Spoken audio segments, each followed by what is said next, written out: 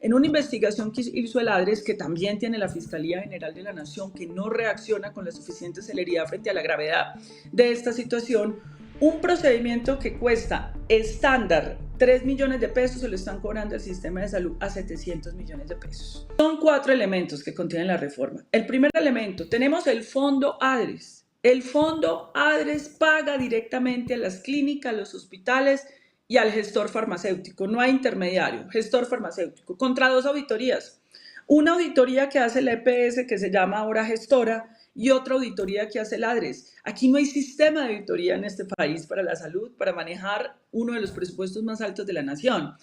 Ese es un primer elemento y eso nos va a garantizar el flujo de recursos. Va a haber una regulación tarifaria de piso y techo, porque el sistema de salud no puede pagar medicamentos hasta por el 5.000 o 6.000% por encima, ni tecnologías. En una investigación que hizo el ADRES, que también tiene la Fiscalía General de la Nación, que no reacciona con la suficiente celeridad frente a la gravedad de esta situación, un procedimiento que cuesta estándar 3 millones de pesos se lo están cobrando el sistema de salud a 700 millones de pesos. Las EPS, por ejemplo, contratan con su propia clínica de Sanitas una cirugía por 90 millones de pesos y en otra la contratan en 3 millones. Esto es una defraudación técnica, esto se llama corrupción técnica.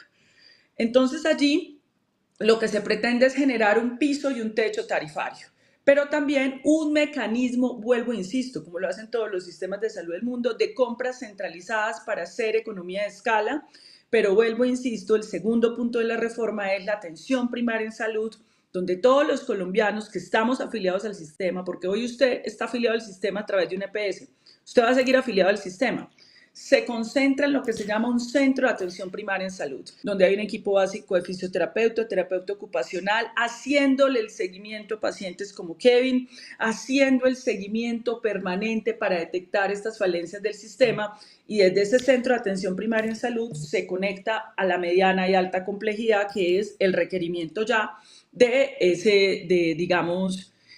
otro tipo de atenciones, una cirugía, una unidad de cuidados intensivos. Segundo elemento de la reforma. Tercer elemento de la reforma. Tú tienes 1 millón de trabajadores precarizados en el sector salud con contratos basura cuando son el corazón del sistema y el sistema tiene cómo pagar esos trabajadores de la salud con un régimen laboral especial, que es otra de las propuestas, régimen laboral especial para pagar bien a médicos, enfermeras, sobre todo a las auxiliares de enfermería, que son 300.000 mujeres en este país, muchas Sí. veces esclavizadas. Cuarto punto de la reforma, ya para terminar, inversión pública, obligatoriedad de que parte del presupuesto del país se destine a ciencia, tecnología e innovación para hacer producción nacional de medicamentos y vacunas. Sí, bueno, ahí entonces usted está hablando, doctora Carolina, de proponer otra vez, de impulsar otra vez esa reforma en el Congreso, pero bueno, todo esto va a depender también de los resultados de las elecciones, pero ya vamos a hablar de eso porque quiero redondear este tema de la salud con 2 preguntas. La primera tiene que ver justamente con lo que está pasando en materia de corrupción en las EPS intervenidas. Usted decía anteriormente en esta conversación pues que las EPS y el sistema siempre ha estado intervenido por el gobierno, que no es la primera vez que el gobierno pues tiene que llegar y administrar estas EPS por mal manejo de los recursos, pero es que hemos visto no solamente en la nueva EPS sino en otras, por ejemplo en EMSANAR, en Cosalud y demás, pues casos de interventores que llegaron fue a hacer negocios para llenarse sus bolsillos. Entonces aquí también falló el Estado, el gobierno, y pues usted más que nadie debe conocer todo lo que pasó en este escándalo. ¿Qué decir sobre eso, sobre este escándalo que pues se evidenció también que incluso el propio presidente Gustavo Petro dijo que Laura Sarabia fue quien recomendó a esos interventores? Sobre eso hay que decir que les caiga todo el peso de la ley. Tienen que ser denunciados. Y vuelvo, insisto, ¿dónde está la Contraloría General de la República haciendo hallazgos fiscales, pero también sanciones de tipo fiscal frente a los responsables de la defraudación de Cosalud, que entiendo va por 200.000 millones de pesos, de saqueo, que se fue, esas platas están en paraísos fiscales cuando son recursos de la salud? Sí. Esto sí fue en la intervención misma donde nosotros denunciamos que Sanitas está utilizando recursos públicos de la salud que deberían ir para los medicamentos de los pacientes, para el grupo Keralty, para pagar arriendos y para pagar telecomunicaciones en el mundo entero, eso es ilegal. Que le caiga el peso de la ley. Y necesitamos una Fiscalía General de la República que reaccione, vuelvo, insisto, mucho más rápido, porque hace un año están radicadas diversas denuncias de diversa índole, lo de los 14.2 billones de pesos de la Contraloría. La falta de reservas técnicas, que es gravísimo. Las EPS tenían que tener invertidas hasta el año 2023, de acuerdo al estudio de la Contraloría General de la República y la Superintendencia Nacional de Salud, tenían que tener 12.3 billones de pesos invertidos en bancos para poder soportar deudas y no estaban.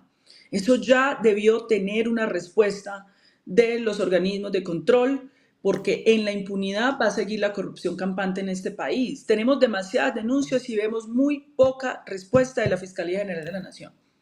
Y una más sobre salud. Doctora Carolina Corcho, ¿usted está de acuerdo con que se suba la UPC, el valor de la UPC para financiar el sistema de salud, que es lo que tanto pelean también las empresas promotoras?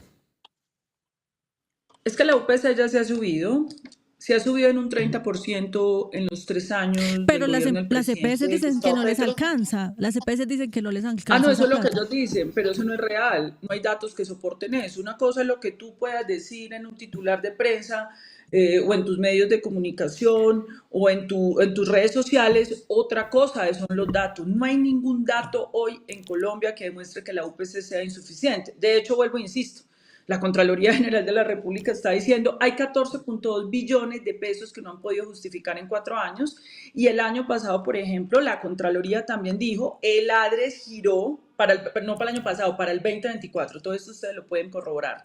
El ADRES giró y hay 2.7 billones de pesos de más que las EPS no han podido justificar. Además, hay un estudio de siniestralidad que hizo el Ministerio de Salud y Protección Social donde se demostró que de 100 pesos las EPS estaban gastando entre 85 y 95 pesos. Es decir, no es cierto, no hay datos, ni siquiera está soportado en los estados financieros de las propias EPS que ellos mismos radican que haya insuficiencia de la UPC. El que esté planteando eso está desinformando y no está hablando en función de los datos que reportan las propias EPS del sistema de salud.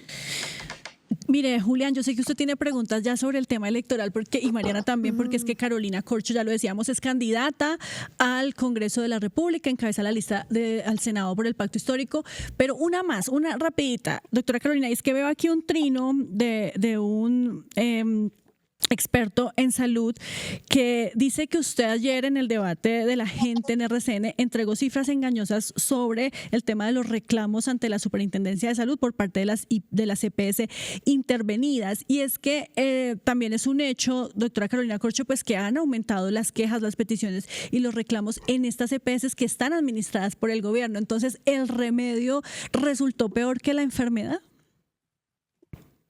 Bueno, esos expertos, muchos de los que se hacen autodenominar expertos, tienen bastantes conflictos de intereses y han resultado siendo voceros de las EPS y defendiendo intereses de esos negocios. Eso lo tiene que conocer el país. Entonces, digamos que yo pongo siempre entre comillas cuando me denominas un experto. Yo estoy hablando de datos de la propia Superintendencia de Salud. Si los datos que presenta la Superintendencia de Salud sobre la tasa de quejas y reclamos, porque aquí no estamos hablando del número de quejas y reclamos, por supuesto es superior el de la nueva EPS porque tiene un mayor número de afiliados. Sobre la tasa, sí, la nueva EPS no es la que más tiene como tasa proporcionalmente respecto a otras EPS no intervenidas, el problema es sistémico, pero además la propia Contraloría General de la República dijo en el informe que las deudas, que es otro criterio para usted medir cómo funciona una intervención, de las intervenidas y no intervenidas, es prácticamente la misma. El crecimiento de la deuda con prestadores, clínicas y hospitales es prácticamente igual. Si no recuerdo, la Contraloría decía en ese informe que eran 5.6 billones de pesos las no intervenidas que debían a los prestadores. Es decir, lo que queda demostrado es que no hay, lo que está en crisis es el sistema. Y vuelvo e insisto, porque con esto han hecho mucha distorsión, las intervenciones no son la reforma en la salud, no lo son. Las intervenciones son mecanismos del Estado de inspección, vigilancia y control normado por la ley y la Constitución política para el manejo de los recursos públicos. No esa discrecionalidad de un superintendente, es que quise intervenir aquí. Tiene que demostrar hallazgos. Por ejemplo, en el caso de Sanitas, la intervención fue revertida por la Corte Constitucional por vicios de procedimiento, pero no porque la Corte Constitucional dijera de fondo que no había méritos por los hallazgos de la superintendencia frente a la intervención de Sanitas del grupo Keralty. Carol, no sé si podemos pasar ya al tema. Sí, pasemos ya, pero Mariana, una cosa que quiero aclararle aquí a las personas que están conectadas a esta hora, el experto al que nos referimos, y por eso le hicimos la pregunta a la doctora Carolina Corcho, es Andrés Vecino. Él es médico. No estábamos hablando de Daniel Briceño. Ustedes vieron ahí un trino de Daniel Briceño, pero es que ya le vamos a preguntar justamente a la doctora Carolina Corcho cuando hablemos de lo electoral sobre estas acusaciones y pues esta pelea que hay siempre en redes sociales con miembros de la oposición. Pero el experto, no me estaba refiriendo a Daniel Briceño, por supuesto que yo sé que no es experto, él es un concejal, también candidato. Paola, pero te voy a explicar algo. Mira, yo conozco la sociedad civil. Hay miembros de la oposición dentro de la sociedad civil, pagados por la industria farmacéutica. Todos sabemos, hubo unas revelaciones recientemente de los giros y platas y financiación de la industria sobre unas organizaciones de pacientes. Esos conflictos de intereses se tienen que poner sobre la mesa. El señor Vecino ya perdió toda objetividad. El señor Vecino... y uno puede ser opositor y puede ejercer una función, uno puede ser un operador político teniendo doctorado en Yale o donde sea, ese no es el caso. Yo no he visto objetividad en el señor Vecino respecto a las denuncias de corrupción respaldadas por la Contraloría General de la República. Ya hay un sesgo.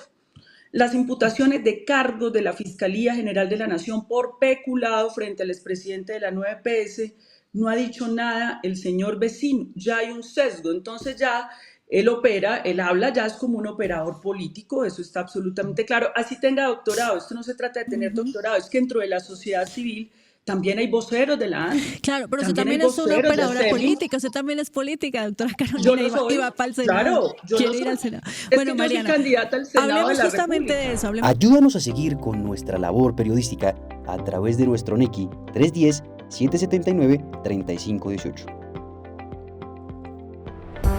Se está evaluando es que más adelante sí sea para todos. Lo que necesita el país. Pedí que me sacaran de allá. Un agradecimiento a todos por su sintonía aquí en el tercer canal. Métase en la mente de un delincuente, de un ladrón. A una nueva entrega de periodismo sin corrección. Pasión todo locura y estamos muy contentos. De las calles del sur. Digo, la señora, ¿me da un expreso, por favor?